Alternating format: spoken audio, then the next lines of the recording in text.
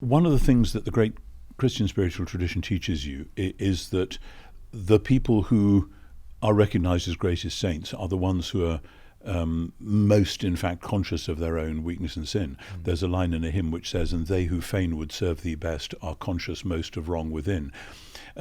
I don't know the detail of this. I just saw one report which is online which said that Vanier and apparently his own mentor had actually either excused or explained sexual abuse of women who they were close to by saying that this was a different level of mystical experience or something. Now, that is very warped and diseased, really.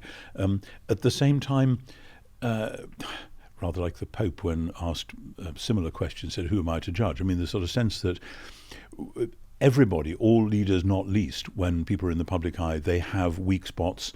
I've often said to ordinands and so on, whatever your particular weakness, watch out, because when you're in the public eye, when you're in ministry, that'll be one of the places where an attack comes, and you need to be especially conscious of that. I simply don't know the detail of this.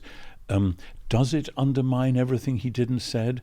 No, it casts a shadow on it, but maybe that's a way of saying that there's no human being other than Jesus himself who we should look at and say they are the absolute model. That's what we have to respect. We're so frequently put people on pedestals, don't we, that they so easily topple from. Well, that's right. And of course, this happens to come the same time as we have the Me Too movement and Harvey Weinstein and all the rest of it. So we're horribly aware, and rightly aware, that for generations men have, quote, had their way with women who seemed to be vulnerable and impressionable to them particularly.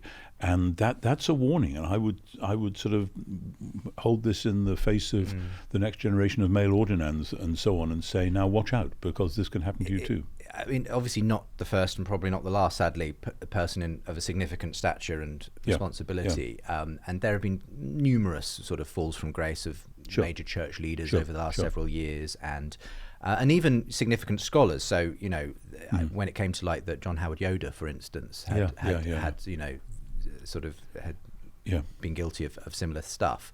A lot of people, it led them to someone who they greatly admired in terms of their theological work, great, obviously pacifist writer, but then left the question, well, how does that leave me when I then go back to his work? Does it lose its value or something? What's your feeling on that? I don't think, if an argument is a good argument, it doesn't lose its value if the arguer has some shadows in their personal life. St. Paul would be the first to say, you know, yes, I have all this incredible shadow in my own personal life. As I was the chief of sinners, I persecuted the church, etc. But at least in that case, there was repentance. I mean, that's quite a difference between somebody who says, oh, I behaved like this, and that was terrible, and I've apologized, and I've said sorry to God, and I've accepted forgiveness, and I'm ashamed of this. There's a difference between that and somebody who says, well, it was trivial, or well, it was, you know, tries to consensual, paper it over or something. Quite.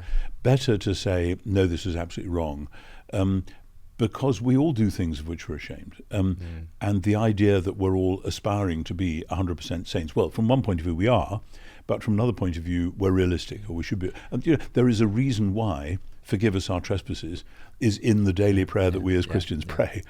And just again, just to wrap this one up, in terms of the emotional point there, which is simply that almost, even though this person didn't know him, I've seen this repeated by many people on my social media feed, saying they just feel betrayed personally almost because they held him in such high esteem. He was such a valuable spiritual writer and mentor in that way. I mean, I would feel that if, say, something similar came to light about C.S. Lewis, because I learnt so much from him. I don't always agree with him, but if there had been a shadow side like this in his life, and of course some people have tried to say, well, as a young man, this and that and the other, but that was before his conversion, and etc. etc.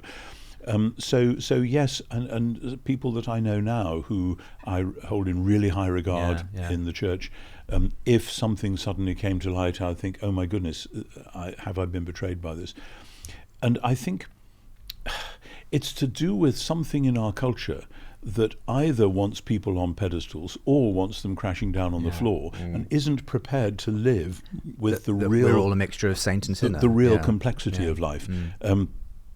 But it also is a warning that, Jean Vanier was a visionary. He saw that something needed to be done, and my goodness, it was a hugely self-sacrificial thing.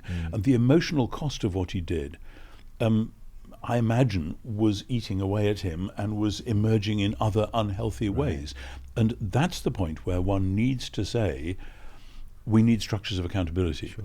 And one of the odd things about the creaky old Anglican system that I've worked in is that we do have structures of accountability. We don't always follow them, we don't always get them right, but I think particularly of people who launch independent church movements, they often can be the great I am within their own system, and they're accountable to nobody. And that's a very dangerous place to be. That's always dangerous, isn't it? Yeah. Put not your trust in princes, as the Psalms put it. Quite. Yeah.